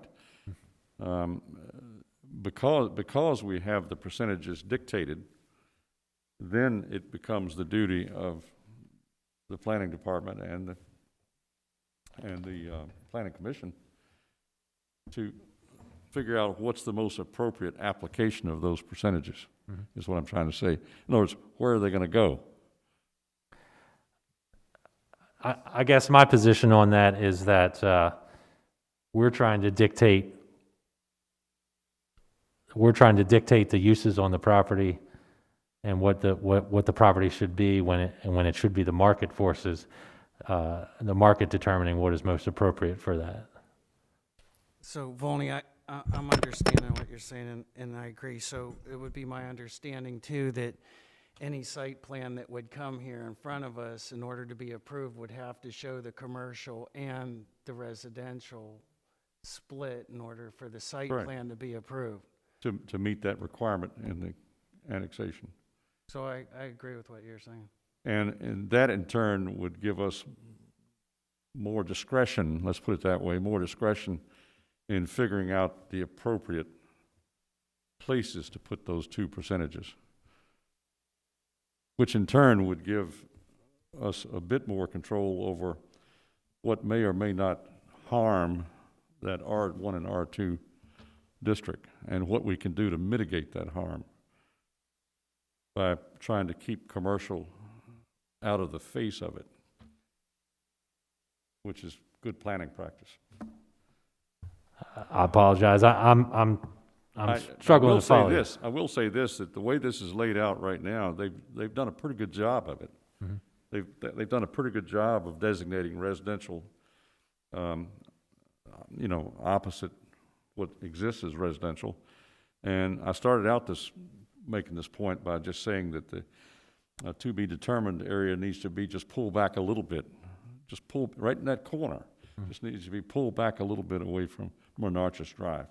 Okay, duly noted. And then they can take it and swing it the other way over here a little bit. They just take it and just do that a little bit with it.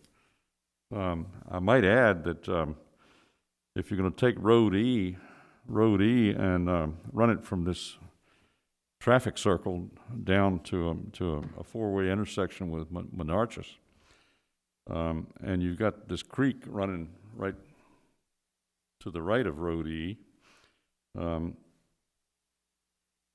you going to take commercial and put it on both sides of that creek?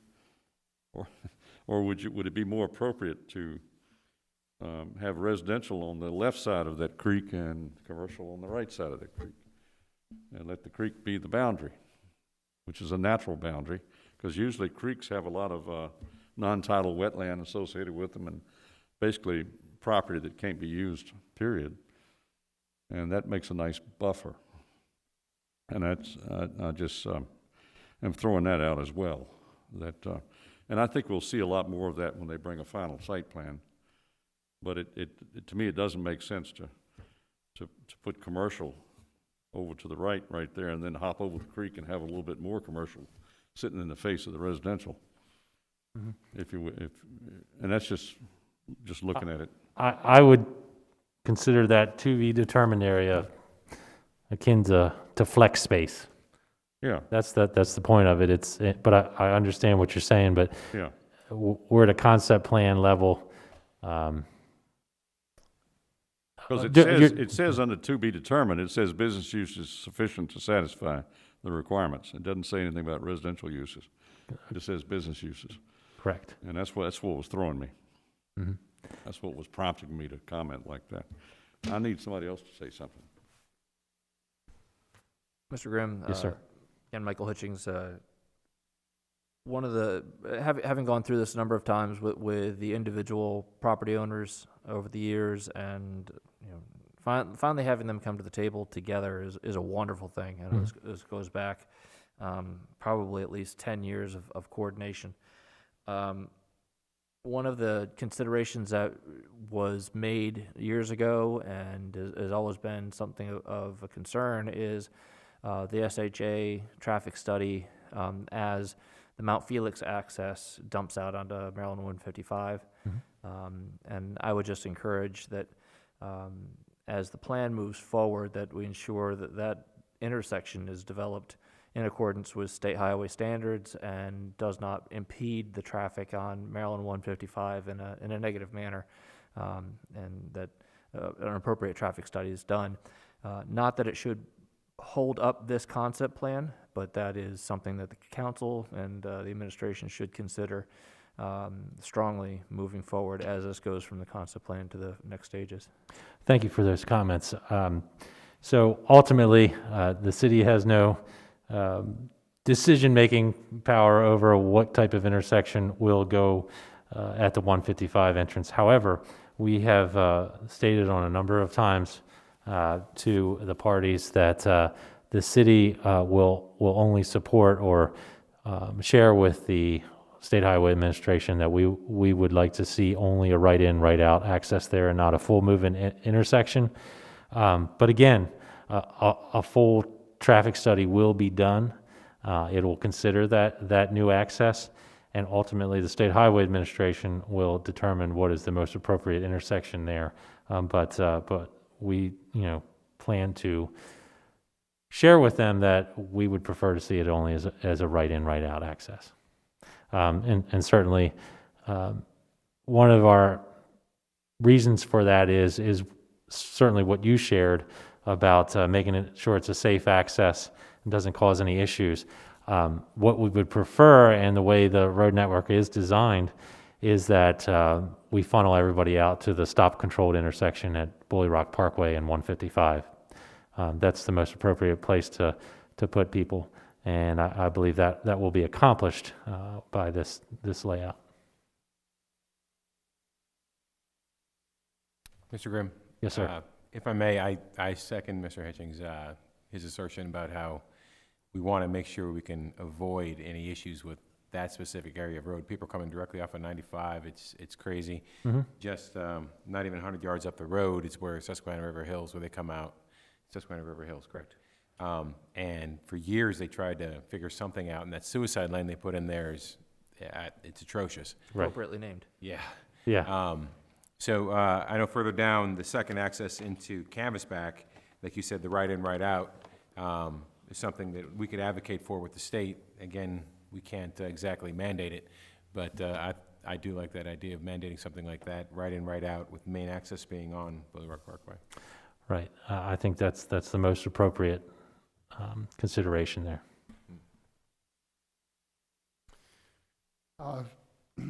Mr. Grimm, a couple of thoughts I had. One of the recurrent statements is about the tree line behind Scenic Manor Drive, and as you know, I live in a community with a thin number of trees, but significant enhancement between two circles of housing. Mm-hmm. I think that can be accomplished, and I really don't think that would be terrible. Speed mitigation, I don't know how you accomplish it other than bumps in the road. I must tell you, I hate driving down through the golf course now, which it had the desired effect. And they're problematic with snowplows as well. Yeah. Another area that was raised was the stream as it affects the homes in the paddocks. And that sounded rather severe to me, that the water, living in an area that has some water problems, that the people in the paddocks would experience flooding during heavy downpours. And certainly any development there that affects the stream, but it may be worthwhile looking at the mitigation of that problem now. I'm not sure that fits within the concept plan, but it certainly was concerning to me. I think that those were the things that I picked up. I was not aware of the paddocks problems with water. I was just made aware of that myself recently. I shared that with Mr. Whitty, Director of Public Works, and I will do so again. Certainly, the development of this property will be subject to all applicable stormwater management regulations, and they'll have to comply with those.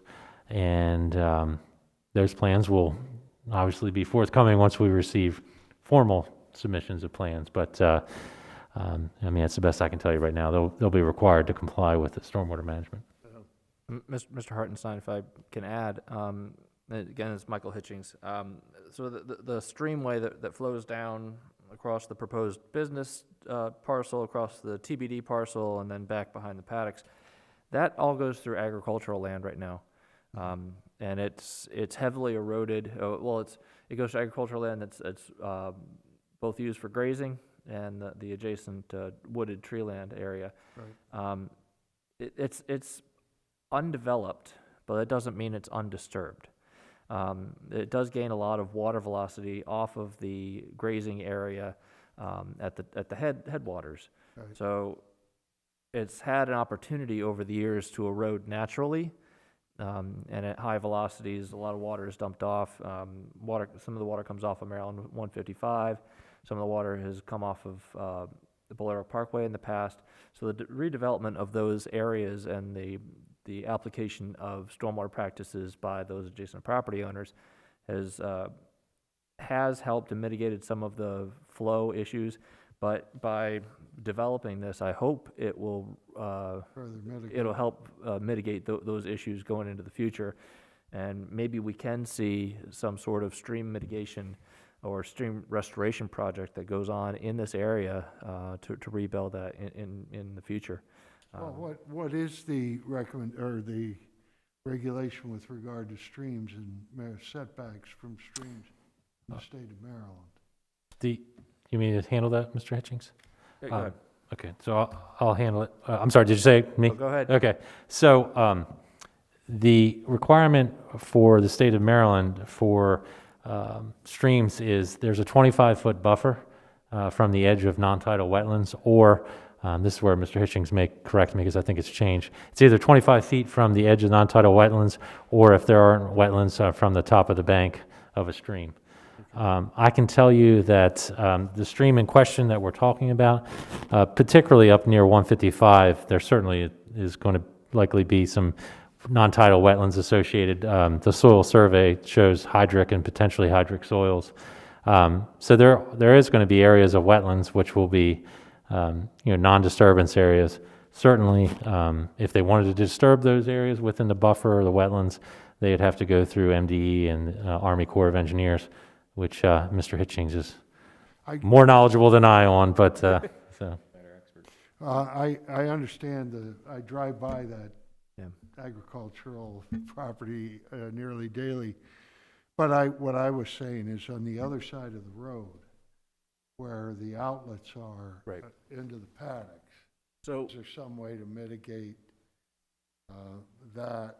So that property and where the outfall is actually owned by the Upper Chesapeake Health Land Trust as part of the MOE zoning district. And we could work with them, or the city could obviously work with them to put in an outfall control device. But I think controlling the velocity in the headwaters often helps best in controlling the outfall. no doubt. Yeah. So, I love seeing the cows in the fields. I really do. But there are ways you can address that. If they, if for some reason Mr. Green wanted to keep that as farmland instead of business, he could do it. So if you go up off of Thomas Run Road, there's a beautiful stream mitigation project that was just completed right by Pennington Road and Thomas Run. And it is an active farm field. And so there's plenty of opportunity where they could go in and as part of this project, redevelop that stream bank and the stream bed and add meanders where they've been cut out over the years. And, by fixing the headwater velocities and doing the quantity and quality fixes upstream, they can fix that outfall issue. But you can't do one without doing both. But if we can work to address the headwaters, we can certainly mitigate the issues with the outfall. Understood. Thank you. Yep. Anybody else have anything else to add to this package? I do, if I may. Mr. Grimm, just to clarify, the upper left-hand corner, the residential 4.21 acres, that is the Patron property, correct?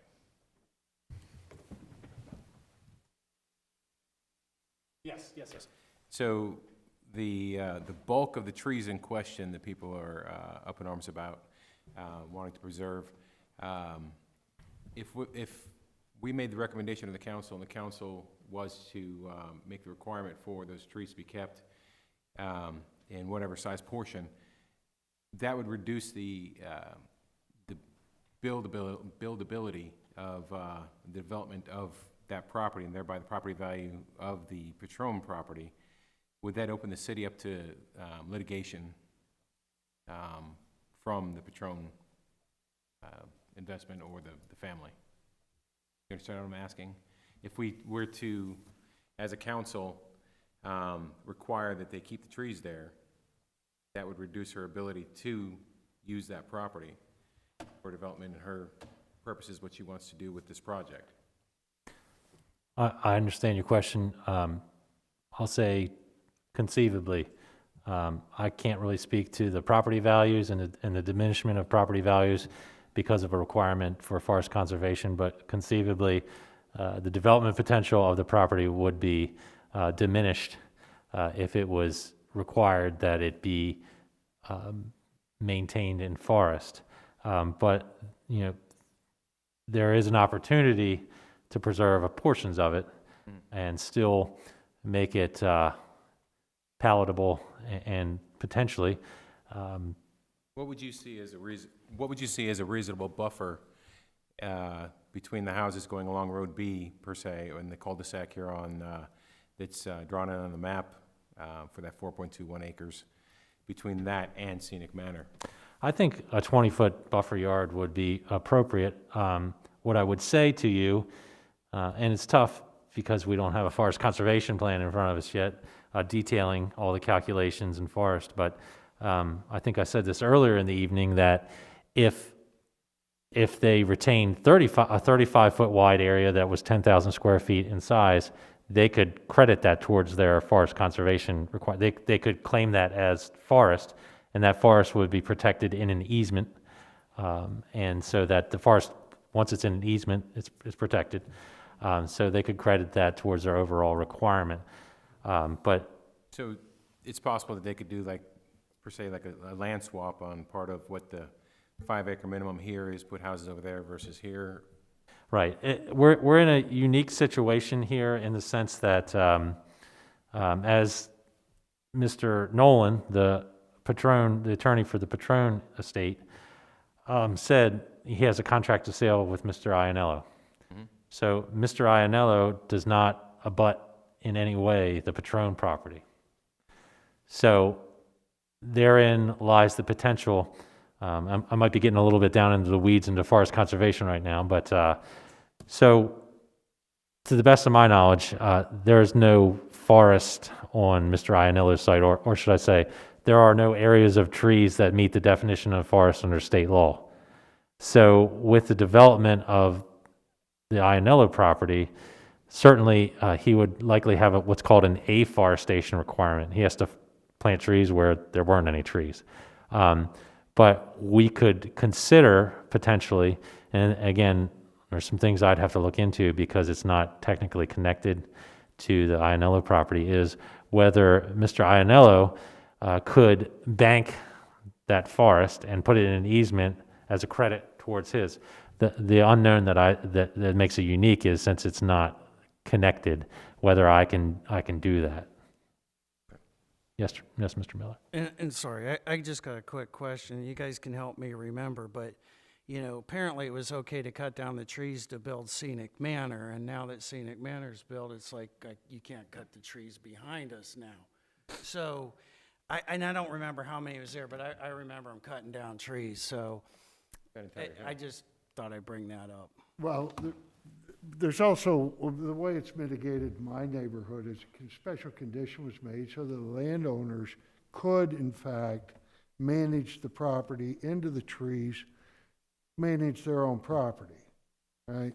So the trees, the basic effect is that the density of the trees remain, but even though there are these small yards, but they're not, people don't bother planting grass or, because it wouldn't grow in the trees anyway.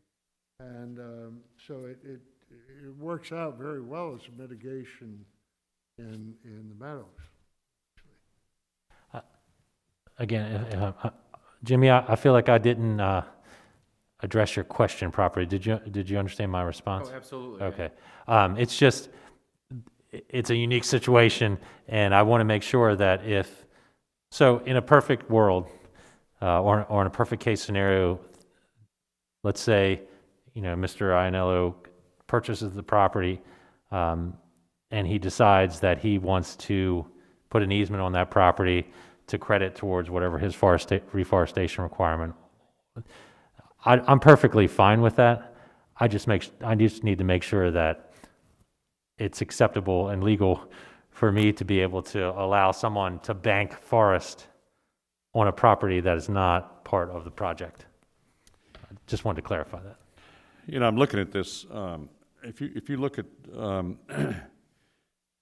the lot sizes on Scenic Manor Drive that back up to this tree line, you'll see that you could take those same size lots and run them down the right property line of the Patron property, and if you started the building lots up closer to the box that says residential, in other words, don't start them until you got about a third of the way up that property line, then what you've done is you've preserved a good part of that forest.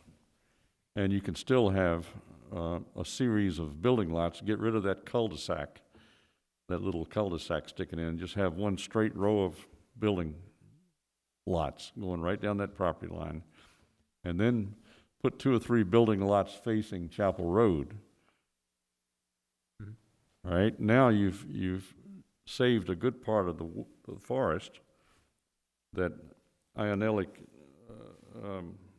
can use as his credit, and you've still created a series of building lots that makes this property valuable, and you've saved a good part of that tree line. Mm-hmm.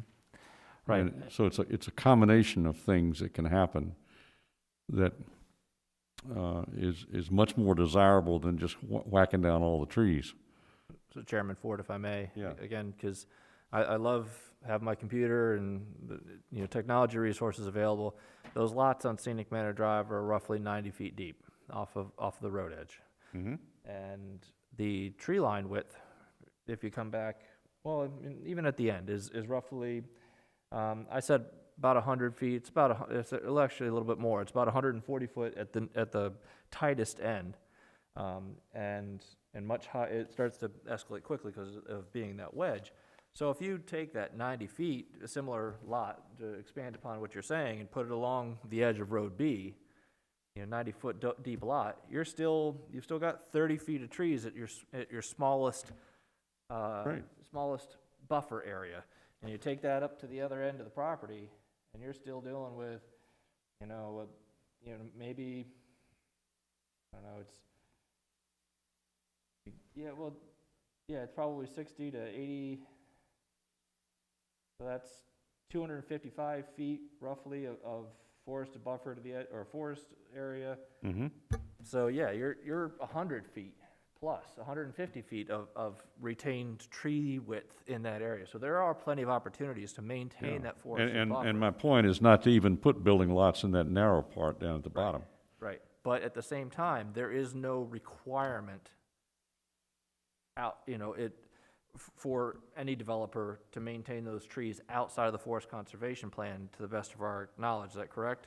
Right. There's no specific buffer yard requirements in the city code. So Is there anything on the development plan for Scenic Manor that says that there is a forested buffer on that north edge of that property? Of the north edge of the Patron property? The north edge of the Scenic Manor development property. So all those homes that are on the north side of Scenic Manor Drive, a lot of those folks emailed in and saying, hey, we were told by the developer those trees would never be cut down. Is there anything that documents that those trees would be retained? Are they in preservation, or are they in a forested buffer? You know, one of those nice 30-foot swaths of trees that a developer will negotiate at the edge of a property. And you got another developer comes through, and those trees end up dying anyway because all you're doing is cutting into roots and blowing them over. And No, there is no forest conservation easements on those lots on the north side of Scenic Manor Drive, and there are no existing forest conservation easements that were negotiated on the Patron property. okay, and that was all public record information that was provided, when Scenic Manor was platted. Is that correct? That type of information for Scenic Manor, for the forest conservation along Scenic Manor, that would have all been as part of that plat and that subdivision plan approval. Yes, so Scenic Manor had to do a forest stand delineation, forest conservation plan as well. Same as this project will have to do, same requirements. Or I shouldn't say same requirements, but same required calculations, I should say. And the plats were recorded with easements on them for forested areas within Scenic Manor. I think Scenic Manor met their reforestation requirement through, it was something like 17 or 18 street trees that were planted. So, and not to belittle a subject, but so let's say I'm going to buy into a property in the city of Havre, Grace, and how hard would it be for me to call the city and get a hold of you and say, hey, I was told by the real estate agent that these trees are going to stay here? Is that the case, or am I being sold some swampland in Florida? That is the role of the Department of Planning. We are available to answer any questions from property owners. I can tell you, I am sympathetic to the property owners. I have, I've been in this profession for 20 years now, and so it's not uncommon to hear this. I certainly understand your position, but I am sympathetic to the property owners in some way, in that people are excited to buy a property, maybe their first home. And much as I don't understand other people's professions, people just might not know that the Department of Planning is where you go to find that information. So. Yeah, it's not something that everybody knows. The Department of Planning handles forest conservation. It's just it would take some digging or someone knowledgeable to say, hey, you need to call the Department of Planning to figure out what's happening. But to kind of simplify my answer is, yes, the Department of Planning and Zoning is the resource for anybody to call to say what's happening next to me, what's happening in my community, what can I do, how can I be involved? And I sincerely appreciate that. I know I've done that a number of times with different properties I've looked at in the city, and you and I have talked back and forth, and I've actually walked away from potential property purchases in the past based on our discussions, and I really appreciate that. And so moving forward, maybe you can help us illustrate what happens next with this after our report is prepared and submitted and council takes a hold of it. What happens next, and how can the folks who are, voraciously beating me up on the Facebook comments, on the YouTube comments on this thing, how can they stay involved and still get to be heard by their elected officials? I sat on this dais for 3 years in order to provide a voice for our community. And I'm sitting on this dais now, and I've been a member of the Planning Commission and the Board of Appeals back and forth for 10 plus years now, to be that voice for our community. But if our community doesn't know what comes next, it gets really confusing, and I just want to make sure that, if it's going to go before council, who to talk to on council, administration, things like that.